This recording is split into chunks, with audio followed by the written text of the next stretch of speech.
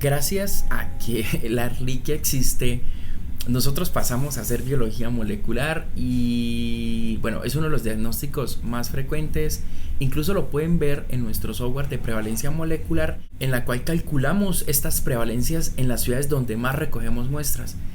Me parece un dato bastante interesante porque son prevalencias puntuales basadas en cierto grupo de animales, en cierto grupo de ciudades, y creo yo que para mí la estadística dice mucho al momento de nosotros tener esa sospecha clínica y al momento de nosotros tomar decisiones y hacer ese plan maestro de diagnóstico diferencial. Así que bienvenidos a esta lección. Hoy vamos a hablar sobre el diagnóstico definitivo de Ehrlichia. Vamos a darle las pautas que desde mi punto de vista es la manera correcta de hacer diagnóstico tanto en ciudades endémicas como en ciudades no endémicas. Aquí arriba les voy a dejar un video que me gustaría que pararan este video y vayan a ver este otro antes de continuar. Es un video en el que hablo sobre las 10 cosas con las que un microscopista se puede llegar a equivocar al momento de ver en la lámina las mórulas de Ehrlichia, porque como bien saben existen muchísimos artefactos, muchísimas estructuras que se pueden llegar a confundir. Además que ya está pasado de moda eso de que trombocitopenia, anemia, leucopenia es Ehrlichia. No, en este curso ustedes van a aprender a saber de que estas trombocitopenias son demasiado inespecíficas. Incluso hay artículos en los que nombran de que los pacientes con trombocitopenia solamente de un 5 a un 10% pueden llegar a tener Ehrlichia. Así que cambiemos esa manera de pensar. Existe ya la biología molecular, la cual me dice si tiene o no Ehrlichia SP. Cuando hablamos de SP estamos hablando de género, no de especies. El género me está involucrando todas las especies, pero no estoy identificando una especie como tal. Esto lo quiero aclarar porque muchos laboratorios de biología molecular opinan que nosotros somos muy específicos. Sí, específicos en el género. Detectamos Ehrlichia SP. X laboratorio reportan Ehrlichia, anaplasma, Wolbachia, neorrickexia y todo lo de ahí demás. Eso es una PCR totalmente inespecífica y yo no podría asegurar que es Ehrlichia. Es probable que sea, pero yo no creo desde mi punto de vista. Es una PCR CyberGreen en la cual un solo fragmento de 330 pares de bases, incluso está reportado, es gratis, está en un artículo de publicación en la cual cuando se amplifica no se puede saber cuál bacteria es. A ver, imaginemos que ustedes tienen un problema de piel y se van para donde el médico. Y el médico le dice, vamos a hacerle una PCR para bacterias. Imagínense, o sea, a ver, nosotros tenemos bacterias, nosotros tenemos Staphylococcus aureus en la piel. Incluso en los caninos también hay Staphylococcus aureus. Entonces, es normal tenerlo allí. Si yo me hago una PCR para bacterias, es totalmente inespecífico y no me sirve de absolutamente nada. No tiene ningún sentido hacer una PCR para bacterias, una PCR específica. Yo paso a biología molecular para llegar a un definitivo, porque de lo contrario sería un tamizaje, y para tamizaje hago una prueba rápida, o estoy equivocado. Déjenmelo aquí en los comentarios. Voy entonces a explicarle acá las pruebas que se tendrían que hacer desde mi punto de vista para el diagnóstico de ehrlichiosis. Importantísimo aprender a identificar si mi paciente se encuentra en una fase aguda de la enfermedad, y esto nosotros lo podemos saber con anamnesis, es decir, le preguntamos al propietario pues si salió una tierra caliente, si pues nosotros vivimos en una tierra fría, ¿cierto? Si salió una tierra caliente y si se le montó el vector, porque si no está la garrapata, otra vez, no existe la enfermedad. Si no está el vector, no existe la enfermedad.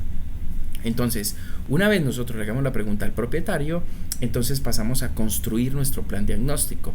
Una cosa es decir Ehrlichia y otra cosa muy diferente es decir hemoparásitos. Hemo significa que está en sangre, parásito significa es microorganismo que vive a expensas de otro. ¿Qué quiere decir esto? Un virus es un parásito, una bacteria es un parásito, un hongo es un parásito y un parásito es un parásito. La garrapata ya está secuenciada. Hoy en día, gracias a que la ciencia ha avanzado tanto en humanos, pues la secuenciación también, incluso está la NGS, la secuenciación de última generación, ya se ha secuenciado el genoma completo de un rifocéfalos sanguíneos, de un Ixodes y demás garrapatas. En rifocéfalos sanguíneos, que es la garrapata marrón del perro y la que es más frecuente en caninos y en algunos felinos, ya está secuenciada. Incluso las bacterias más frecuentes en las garrapatas son Rickettsia, Coxiella y otras enterobacterias que no están, incluso ni siquiera Ehrlichia, no está Mycoplasma en esas garrapatas. No es que no esté, a ver, lo que pasa es que está en un porcentaje muy chiquito. Incluso hay un artículo en Israel en la cual hicieron una prevalencia de pools de garrapatas, en la cual se encontraron el 21% de las garrapatas tienen Ehrlichia. ¿Qué quiere decir esto? Que de 100 solo 21 la tienen, y de esos 21 pues existe cierta probabilidad de que pique al perro pero no la transfiera. ¿Por qué? Porque existe el sistema inmunológico del paciente, la cual pues está para defenderse, para matar esa bacteria. Está el sistema de complemento, está la inmunidad innata, las cuales es la primera barrera con la que la garrapata se va a enfrentar. Entonces, importantísimo, ya se secuenció, ya está secuenciado ese genoma de esa garrapata completo, desde Mosele hasta hipóstomo, completamente secuenciado. Y Ehrlichia no es la más frecuente. La más frecuente es Coxiella. Lo que pasa es que Coxiella no produce la misma sintomatología de Ehrlichia, no es tan patógena. ¿Qué pasa? Que una Coxiella sí puede producir fiebre, puede llegar incluso a producir una trombocitopenia. Y un tratamiento como una tetraciclina pues es de amplio espectro, es un bacteriostático. Como es de amplio espectro, pues mi paciente va a salir adelante. Por eso le vamos a llamar de aquí en adelante hemoparásito, porque no sabemos si es Ehrlichia. Una garrapata puede llegar a tener hasta 108 géneros bacterianos. Cuando usted hace PCR, Ehrlichia, Anaplasma, Babesia y Hepatozoo, estos dos últimos son unos parásitos y estos dos son bacterias. Usted está dejando por fuera 108 géneros bacterianos, los cuales no sabe si eso los tiene o no. Entonces usted se preguntará, entonces ¿para qué hago un PCR hemoparásitos? Porque resulta pasa que estos 4 que le acabo de mencionar son los más patógenos, son los que pueden llegar a producir una glomerulonefritis, son los que pueden llegar a producir unos inmunocomplejos y pueden atacar el hígado, son los que pueden llegar a producir una anemia hemolítica. Es decir, son los más peligrosos, pero no los más frecuentes. Devolviéndonos un poquito sobre la sintomatología, si mi paciente ya lleva cierto tiempo ya con una sintomatología asociada, con unas plaquetas bajitas, petequias, desde hace más de 8 meses, pues ya entro a sospechar que mi paciente pues tiene una enfermedad crónica. En enfermedad crónica, mi recomendación es que se tomen muestras de aspirado de médula ósea, pero no solo de Ehrlichia, usted puede hacer muchas más enfermedades en las cuales puede descartar allí, ya que es una toma de muestra bastante compleja. Yo tengo que hacer un buen plan de diagnóstico diferencial para poder solicitarla, ya sea por biología molecular, por inmunohistoquímica o por como ustedes quieran hacer ese diagnóstico definitivo. Aquí tenemos 2 escenarios entonces: el paciente asintomático, en el paciente en la que doctor lleve el perro a no sé, a X lugar donde hay muchas garrapatas, se le subieron, pero el paciente no tiene síntomas. Existe un factor de riesgo, una exposición, pero no hay síntomas en este momento. Entonces, ¿hacemos el test rápido o hacemos una inmunofluorescencia? ¿Por qué? Tenemos que escoger la más económica porque vamos a hacer una búsqueda pasiva, no una búsqueda activa. Es decir, no hay sintomatología. Entonces yo simplemente voy a ver si hubo una exposición. Con una inmunofluorescencia, incluso con el test rápido que detecta anticuerpos tipo IgG, yo podría saber si hubo una exposición o no. Yo ahí no voy a hacer una molecular porque el paciente no tiene sintomatología. Entonces, me dan a mí títulos altos de inmunofluorescencia y si yo no quiero pasar a hacer una prueba molecular, tendría que hacer una seroconversión. Como les explicaba en todos los anteriores videos, hacer una seroconversión es repetir la prueba a los 15 días y ver la elevación de 4 veces el valor inicial. ¿Cuál es el problema? Que un test rápido es cualitativo, no es cuantitativo. Una inmunofluorescencia sí es cuantitativa y yo podría evaluar en esta escala cuantitativa si se incrementó o no, diferente a un test rápido en la cual yo no podría hacer. Resumen, no hagan un test rápido si usted vive en una zona endémica para Ehrlichia, porque no tiene ninguna validez medir anticuerpos porque no hay forma de hacer seroconversión y no hay forma de saber si hubo un contacto o no, o si existe una enfermedad. La mayoría de los propietarios llevan la mascota es cuando pues existe una signología asociada. De lo contrario, pues nadie va a llevar el perro a la veterinaria. Algunos propietarios son muy responsables y sí lo llevan. ¿Qué pasa? Que nosotros con una sintomatología asociada con una exposición al factor de riesgo, yo paso al diagnóstico definitivo.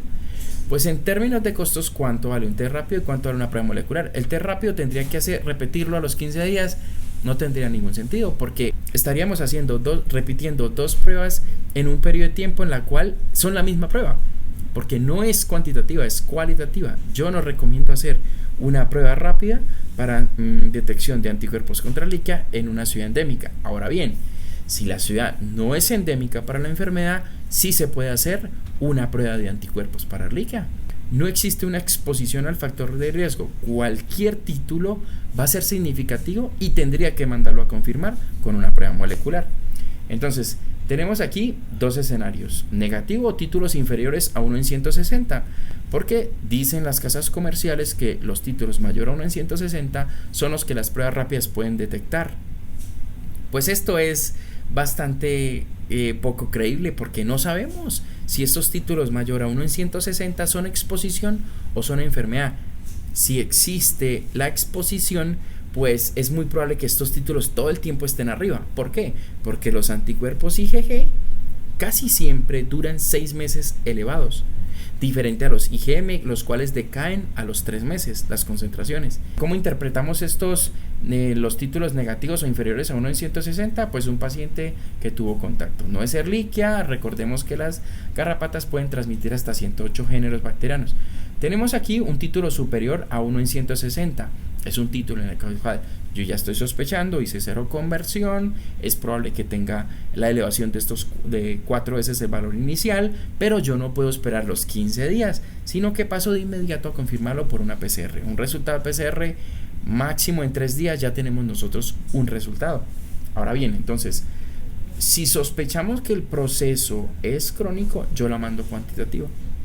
Pero si usted dice no, bueno, yo mandé a hacer la prueba porque el paciente estuvo expuesto al factor de riesgo hace 15 días, es muy probable que eso sea agudo. Y eso, estamos hablando del paciente asintomático, no hay síntomas. Yo la paso a hacer la PCR, yo la hago cualitativa, porque yo necesito saber si tiene o no tiene el patógeno.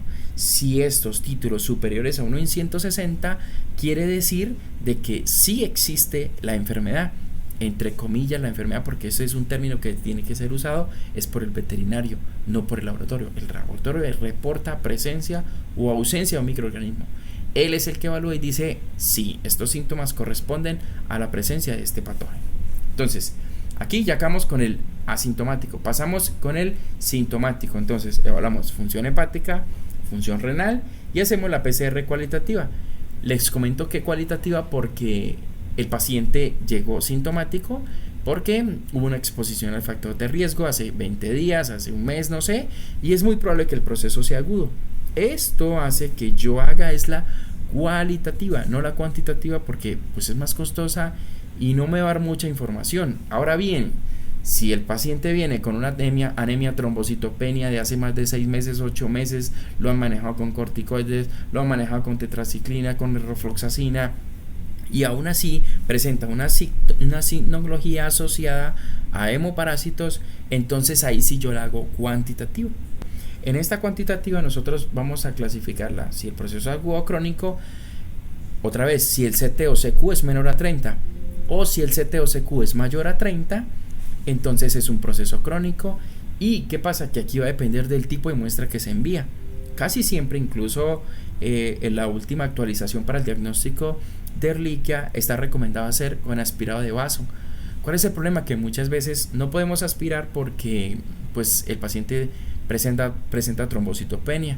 Cuando yo ingrese la aguja, pues es probable que esa sangre no hay quien la pare, entonces genera mucho riesgo. Otra de las opciones es aspirado de linfonodos. También funciona bastante bien y para mí la preferida en fases crónicas es hacer aspirado de médula ósea. Pero no es solamente mandar el perfil hemoparásitos, tenemos que mandar hongos que también producen aplasia, parásitos que producen esa aplasia medular. Súper importante seleccionar ese diagnóstico diferencial antes de solicitar la prueba. Hacemos el tratamiento y si es agudo el proceso, yo no necesito repetir esa prueba molecular. Pero si el proceso es crónico, sí se tiene que hacer al finalizar el tratamiento si me dio positivo. Si me dio negativa la primera, yo ya no la tengo por qué repetir.